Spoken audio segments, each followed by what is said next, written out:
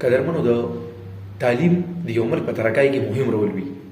لکه چې څنګه مسلمانانو په یو وخت په دنیا باندې راج کو نه د هغې شاته یو ډرایوینګ فورس د هغې علمي ترقي وه. دغه شان یا اوس امریکا د دنیا سوپر پاور دی. نو چې سوپر پاور دی نو د دنیا ټاپ یونیورسټیز چې کوم دي په هغې کې د ټولو نه زیات تعداد د امریکې د یونیورسټو دی. ټایمز هایر ایجوکیشن د برطانیې یو اداره ده.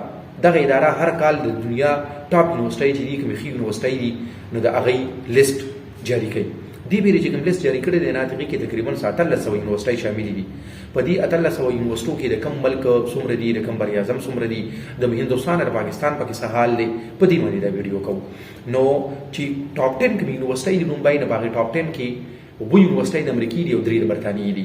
مطلب د خبرې دا دی چې دا ټاپ 10 یونیورسټیز چې کوم دي دا د دې دواړو ملکونو دي. په 1 نمبر یونیورسټي د دنیا مشهوري زمانه یونیورسټي آکسفورډ یونیورسټي ده کومه چې د برطانیې ده.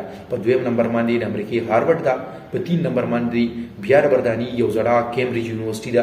او په 4 نمبر باندې د امریکې د کیلیفورنیا سټینفورډ یونیورسټي ده. او په 5 نمبر باندې د امریکې MIT ده. د امریکا اورال په دې لیست کې چې کومه حاوی ده ځکه چې په ټاپ 100 یونیورسټۍ چې دي نه پاغي کې د امریکې 34 دي او چې اورال کومه 1800 یونیورسټۍ دي نه پاغي 1800 یونیورسټو کې امریکا د ټولو نه زیاتې 177 یونیورسټۍ یو سل و یونیورسټۍ لري. جاپان په ایشیا کې د کومه په ټاپ باندې دی او د دې 117 یونیورسټۍ دی په دې لیست کې. او چاینا په ورپسې دی د غي 95 یونیورسټۍ دي 15 کم سل یونیورسټۍ دي. خو چاینا چې څنګه مونږ ته پته ده چې ایمرجنګ سوپر پاور دی او چې هر کال د یونیورسټو رینکینګ جاری کیږي نه د چاینا یونیورسټۍ پکې سیوا کیږي او د چاینا ټاپ یونیورسټي چې نه په دنیا کې په 16 نمبر باندې ده.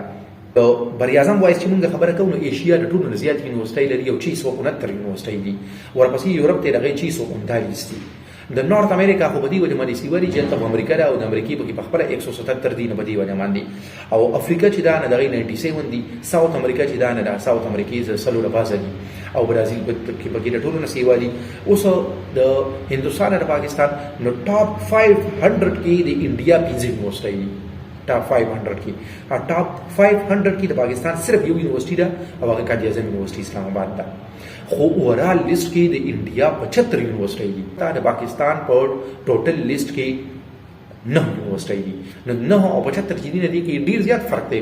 د لکه موږ دا کنکلوژن راو وصلې شو چې پاکستان هایر ایجوکیشن په میدان کې روسته پاتې شوی دی. خو نو 9 یونیورسټۍ کمی دي.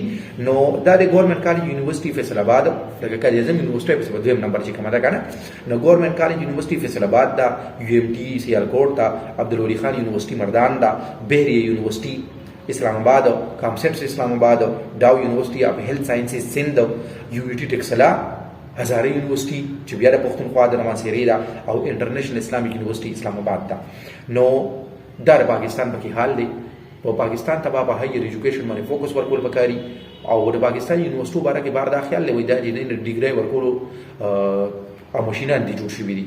ریسرچ باندې به فوکس کول غواړي د پاکستان یونیورسيټي مخکې ځي چې چېرې داسې وي نو دا حال وي. دا الله پامان.